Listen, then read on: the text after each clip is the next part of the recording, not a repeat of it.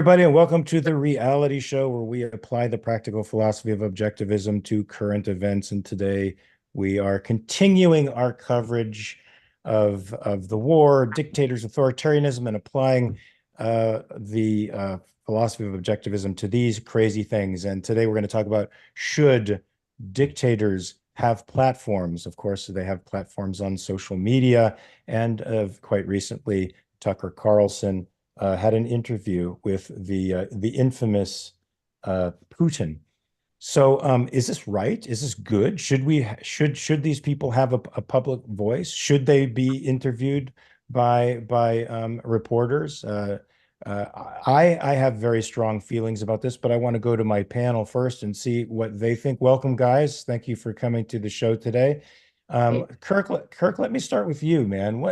What do you think about this? Well, I don't want to give away my position, but I will. Insanity of platforming these dictators, giving them a voice. Well, I think we gotta clarify. Do we mean ethically or do we mean legally? Should they be legally allowed? And if they should be, is it ethical for people like Tucker Carlson to platform and sanction brutal dictators like Vladimir Putin of Russia? And I would say, unless we're at war with someone, I think you'd have to make a declaration of war and identify who the enemy is. Um, no, or yeah, it should be legally allowed, but ethically, yeah, I think there's a whole can of worms. I know people as of late have brought up the Oriana Fallaci interview with Ayatollah Yeah, I Khomeini. think I think that was in the. Oh, I thought, did I hear myself? I don't know. I thought someone was trying to cut in. Sorry about that. Oriana Fallaci interviewed Ayatollah Khomeini in the early days of the revolution. And I think that's kind of been brought up as an example of like, oh, well, what's wrong with this? She did stand up to him. If you read that New York Times interview, like there are some very courageous, ballsy parts on Oriana Fallaci. She like pushes him on the like state mandated Shador mandates and then like takes it off herself and says, well, if I don't have to wear it, then I'm taking off this stupid medieval rag. And you're like, hell yeah, girl. And you learn a lot of stuff about Ayatollah Khomeini that you might not have otherwise learned at the time, unless you had access to translations of his writings and his sermons, which I'm not sure was widely available in the late 1970s, early 1980s. But then you have a situation like this Tucker Carlson interview where he seemed, I thought both Nikos and Ben Bayer uh, put it good. Nico said this was a PR fiesta for the dictator. It's a 2-hour solo podcast to an awestruck spectator giggling like a clumsy teenager while being amogged. And if you did not experience it like that, you were not the intended audience. Ben Bayer said, so Tucker Carlson wanted to get Putin to say that he invaded Ukraine because of NATO's nuclear threat, but instead got a lengthy lecture about 1,000-year Russian historical claims. Tucker's tribal talking point snark is no match for the premortal tribal mysticism of Attila. I don't know about you guys, but this is definitely the impression I came away with right away with Tucker's interview.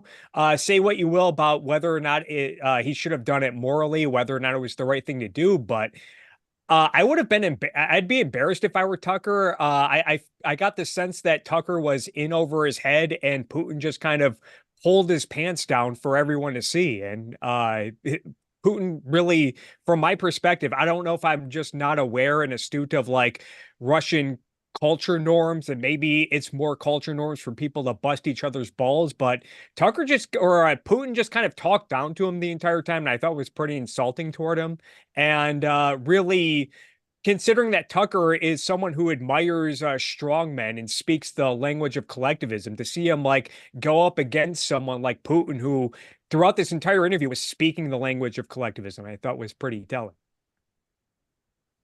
Yeah, and I'll just say it was a big, like 2 hours in that Tucker, who holds himself out as a journalist, right? That's his whole thing. I'm a journalist. I'm asking a question. It was only 2 hours in that Tucker even asked about the imprisoned Wall Street Journal journalist. And if you watch that clip, Tucker Carlson looks like kind of an ashamed boy, like, gee, I really didn't want to ask you, but we all know, he kept referring to this journalist as, oh, he's just a kid, almost kind of like minimizing this man who happens to be a journalist rather than, actually confronting Putin. I mean, Carlson had a real opportunity here. Nothing was going to happen to him.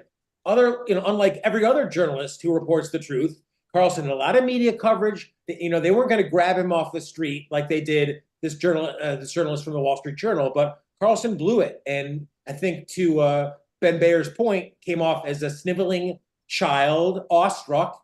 And that's why Putin talked for the first 35 minutes of the entire interview. Not to mention all the lies, and even with the topic you brought up about Evan Gershkovich. Evan Gershkovich, he's a Wall Street Journal reporter who's currently being held captive in Russia, being accused of like breaking their espionage laws or whatnot.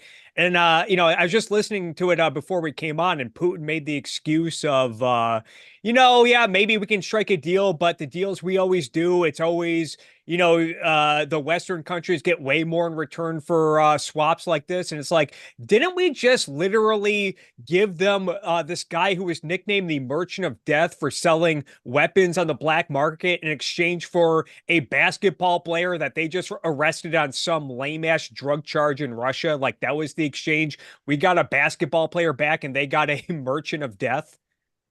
Yeah. And of course, I don't know if Tucker had the wherewithal to even challenge him on that. He puts himself out as he's speaking truth to power, and he had this great chance to speak truth to power, and he became this totalitarian's accomplice. What do you think, John? What do you think? You guys said a lot. You said most of what I was going to say too. So yeah, I think it was a disgusting display. It's exactly what I expected. Not surprised at all. And, because Tucker has been a fangirl of Putin's for a while, and he's actually called Zelensky a dangerous dictator and things like that. So much of what went on in this interview reminds me exactly of what the Palestinians do. Trying to turn things exactly opposite. Putin is the dictator, but I'm going to call his enemy the dictator. Just like the Palestinians call Israel guilty of genocide, even though it's the complete opposite. But none of the history lesson was so disgusting as one point, and I don't mean factually or anything like that necessarily. It's the moral equivalencies and the judgments that they have that are the bad part here.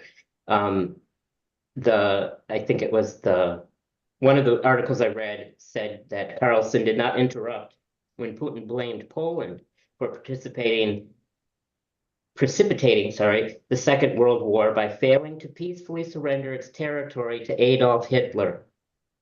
The Poles, Putin said, forced Hitler to attack them because they failed to negotiate. Hitler had nothing left to do but to start implementing his plan of Poland. If that's not just pure disgusting moral retardedness, I don't know what is. And this man does not need 1 ounce or should not get 1 ounce of validation. I think Tucker was immoral for going to give the interview, but he could have saved himself by being even just a little bit stronger with him, like you guys were saying. But he failed on all the counts that you could possibly fail on. John, as true as everything you're saying is, I have to say I'm distracted by the amazing painting in the background there. The light source is phenomenal. The reflection off the glass is blowing my mind. Thanks. It's making me feel good despite how disgusting this topic is. Now, Kirk, do you think this is going to up Tucker Carlson's TVQ, so to speak? Is it growing his audience? Or, I mean, you'd think if there are reasoning people out there, it should shrink it quite a bit. Yeah, I've been wondering that with Tucker as of late, because I know he was just a year ago the biggest name, whether you like him or not. He had the highest rated show in cable news, maybe all of news. And ever since he's left Fox News, I know he still has a huge sway. He's very popular amongst the political right, especially. But seeing like him try to keep his career alive on Elon Musk's website, formerly known as Twitter, and on YouTube, I've heard others say, I'm not like an insider on this, so I don't really know, but I've heard others say that like his network launch has been kind of a failure. It's been underwhelming. If you look at his YouTube numbers, they're not anywhere near his reported numbers when he was at Fox News. I imagine it's probably not easy for him to really translate his Fox News viewership over to social media, considering that a lot, from what I know, a lot of Fox News viewership is older. They're older people, probably less likely to be on social media in general, much less Elon Musk's website. And yeah, if you've been following Tucker for the last few months, he's been interviewing crazier and crazier guests, saying crazier and crazier things. And when seeing him go do this interview, I could not help but wonder if this was his last one of his attempts to really stay relevant. And it seems like everyone's been talking about this interview for the last week, speculating what it's going to be about. And it's definitely going to get millions of views. Whether or not that's going to make him more relevant. And you know what? I have been seeing people, even amongst the more populist national conservative right, I think like even Josh Hammer was like, I'm not sure about this. And like, you think they're kind of like in the same boat of that corner of the so-called political spectrum. And you're seeing even a lot of people in that corner of the political right say, I don't know if this is a good idea for Tucker to go over to Russia and just talk to Putin as if he's just some like honest statesman or whatever. So I don't know what this is going to do for Tucker Carlson's relevance, but it'll be interesting to watch. I want to ask Let's hope Mark, let's hope he falls into the trash heap of history. But Jonathan, I wanted to ask you a question. Maybe do you mind if I ask you one before you ask me one? yeah. Yeah, because Kirk made a distinction between what should be legal and what is moral, and that it's immoral to interview these guys, but it should be legal. I sort of I take issue with that. I think it should be illegal to give these guys a platform because that's what they use it for. They use it to popularize something that's evil. They use it to legitimize mass murder. What do you think about that? Should it be illegal or should it be legal to interview these creepy murdering thugs?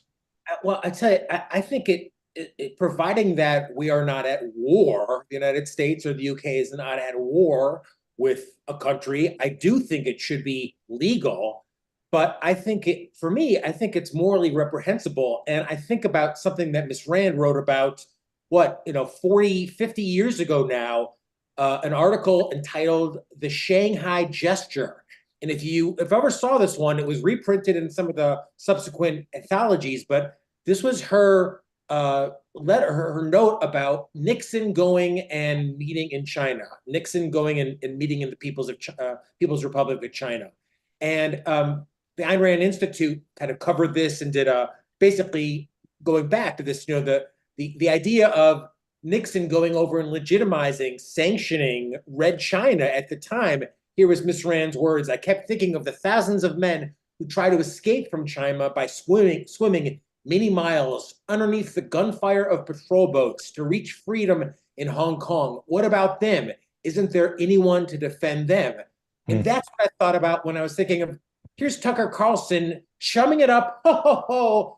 Nice to meet you. Nice to meet you. And nothing about the absolute atrocities that Russia commits against its own people. Forget people in Ukraine and everywhere else. So that's what makes me seethe about this, is that Carlson legitimizes, oh, great to see you, Mr. President, a really evil guy, a guy who's an avowed enemy of the United States. And only 2.5 hours in gives up this half-hearted gesture of, oh, yeah, that journalist you've been keeping, that American. So read Miss Rand's article about the Shanghai Gesture, I think, and understand why it's terribly immoral, maybe not illegal, Mark, but immoral to sanction such dictatorial shit as Vladimir Putin.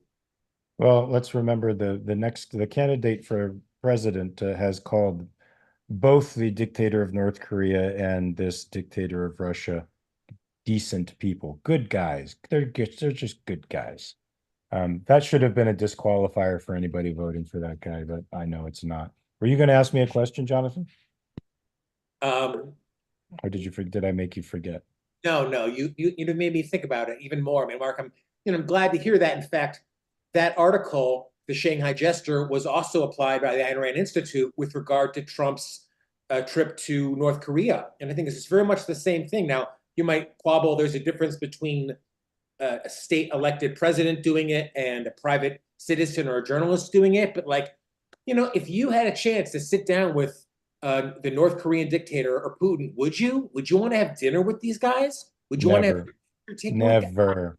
never, You wouldn't want to get in the never. same fucking room as them. So for Carlson to go over there and then, as I said, have the opportunity to actually say something, he could have, he could have had a confrontational interview. He's had hundreds of them, but he gave Putin the floor, and Putin used it.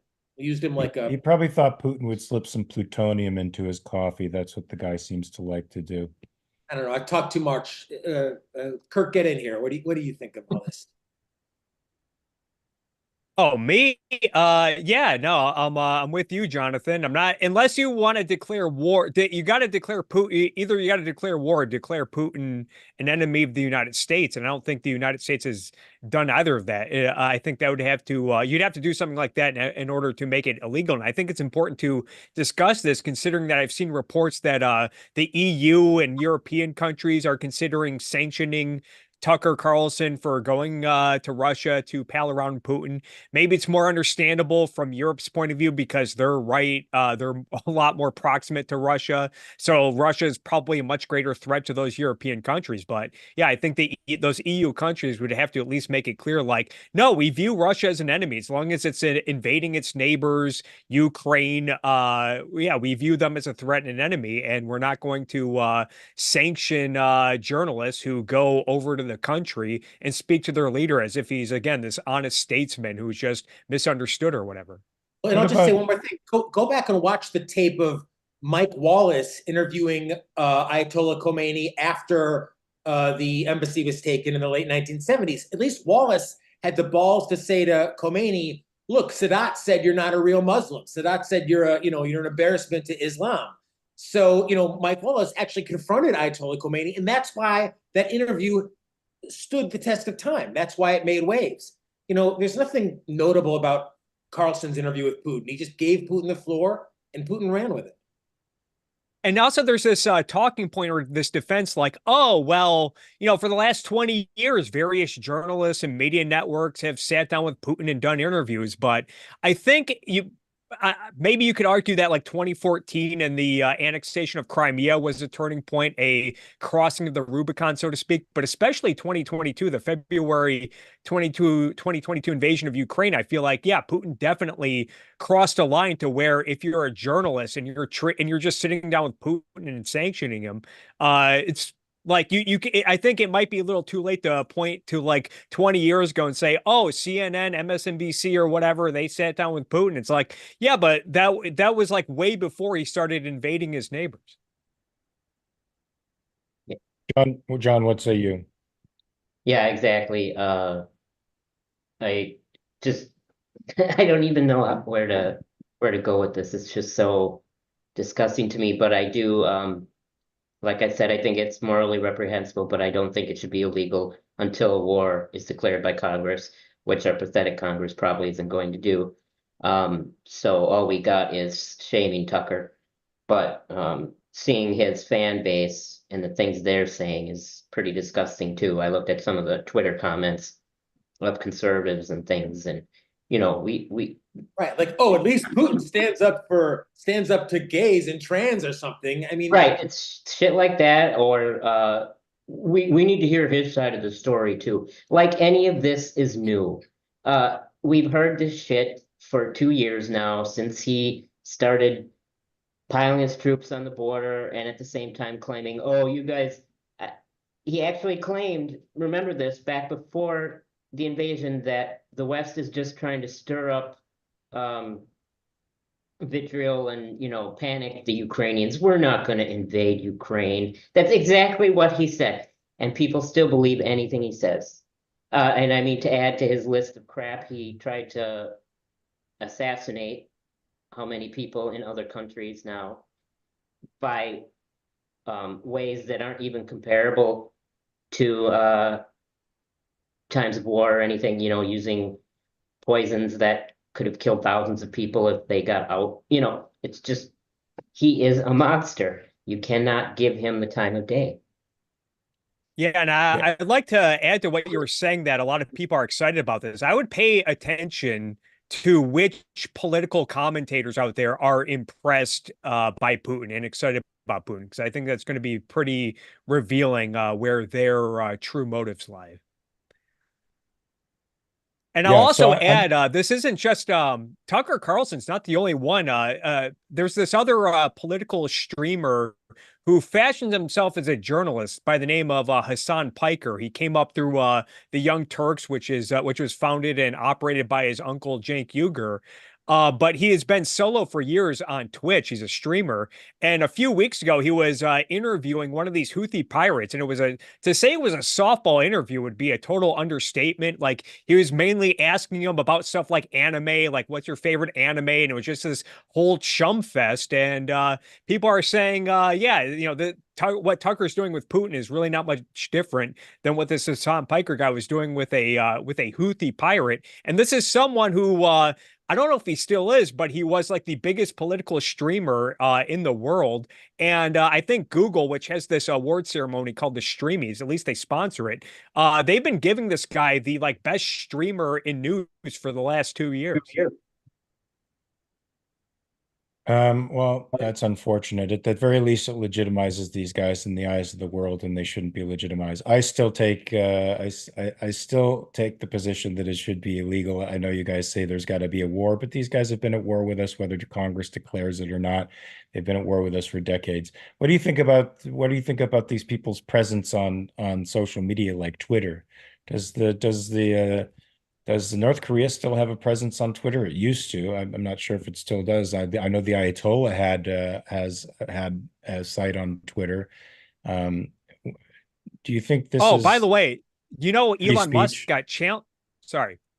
Do you think that's free speech?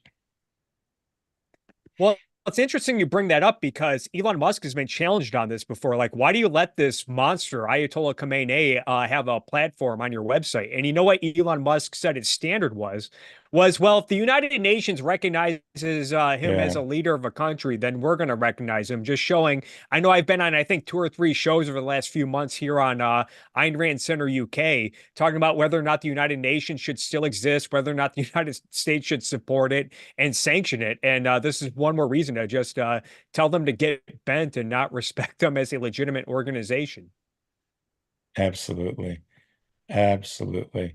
Well, we live in crazy times, folks. I don't think we have any super chats, but does anybody want to make any final comments on this topic about the degrading but rather interesting fall of Tucker Carlson from a one-time libertarian who seemed to have a brain to whatever monster he's turning into now, and to otherwise platforming dictators? Any final comments on this? Drudge had an article marked from 10 or 12 years ago when Tucker was very condemnatory of Putin. And I don't know whether, which way the wind's blowing. It's kind of, I guess, now it's more fashionable, I suppose. But so much of what I learned from Ayn Rand is this understanding of how impotent evil is. And evil is only strong because of the power that the good gives to it and the power that it's sanctioned. So I see this as just one more element of that. And, when Reagan stood up there and said, Mr. Gorbachev, tear down that wall. Now, I wasn't a huge Reagan fan, but that was very powerful. He spoke straight to his face. And Carlson could have said something like that. He was even safer, could have said, Mr. Putin, whatever. He said something strong, and he truly missed the opportunity, and he sanctioned the worst type of modern day evil. Indeed. And has there been anybody as ideologically clear as Reagan since? I mean, he basically failed in a lot of ways, but he communicated some American ideals in a way that no president since has. Right. I mean, that's the irony is all the Reagan was, I believe, on the cusp of Alzheimer's late in his presidency in the second term, but at least he was, to your point, Mark, seemingly espousing, I don't want to say individualistic, but pro-American ideology, pro-Western ideology, even pro-immigration late in his term. So we've come a long way in a good fashion. And he wasn't at the point where he was cavorting with dead diplomats, as our current president seems to be doing now. Thank you, Enric Teller, for the $2.99. Well, folks, upcoming shows, 7 p.m. UK time. We have a new video from the Briefly Objective with Rosie Ginsburg on, here's the title, guys, Palestinians are to blame. Yes, we are the only people saying it, folks, in all of media, unless any of you could come up with another media group that is saying the Palestinians are to blame. I can't find one. It's only us. So what does that mean? You should like and subscribe to us because we are the ones with the unconventional message. We're the ones who are thinking through this morass, this international morass that the world is handing us. And the establishment news is not making it any clearer. Hopefully we are. Well, guys, thanks for joining me on the panel today. Any final thoughts before we bid adieu? John Wass, do you have anything? Not really. Just Putin claims that we could end this war in a week if the U.S. just stopped funding Ukraine. You know, there's nothing he could do to end the war tomorrow, of course, but, you know, it's all on us. And yeah. Oh, the pathotypes and the narcissists, they love to put their problems on the rest of us. Were you going to say something, Kirk? Yes, you know, it's not enough just to point out the negative players like the Tucker Carlsons and the Hassan Pikers in the world and say, hey, they're doing bad stuff. I think it's also important to elevate the good people out there, the ones who are more honest and knowledgeable, especially on the issue of this war in Ukraine and Russian history. And I'd recommend everyone check out historians like Timothy Snyder and Stephen Kotkin for a better, more accurate picture on this topic. Oh, good. Now, Daniel, we should put that in the show notes or something so people can refer to those historians and those thinkers when they want to. All right, guys, it's been great seeing you. Hope to see you on the next one. Everybody else, always remember to check your premises. Talk to you later.